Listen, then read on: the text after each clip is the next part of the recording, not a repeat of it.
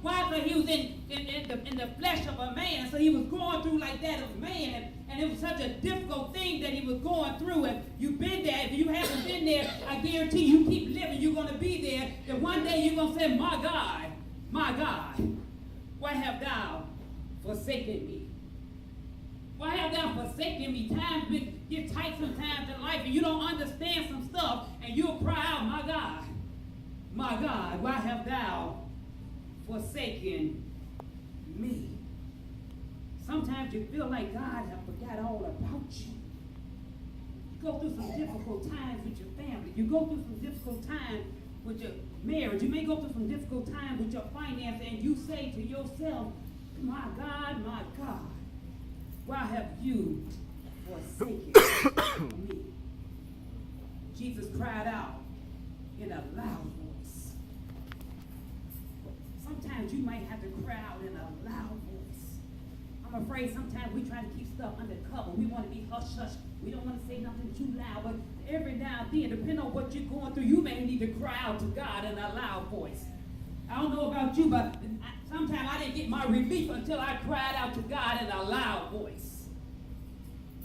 Don't worry about what everybody else is going to say. You got to be hush-hush. You got to be quiet because you don't want to disturb nobody. You better cry out in a loud voice because sometimes that's what it takes. My God,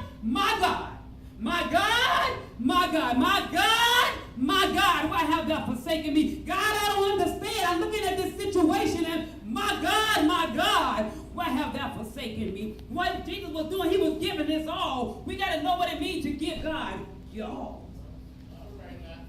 My God, why have thou forsaken me? When he cried out in a loud voice. You may go through some difficult things in your marriage.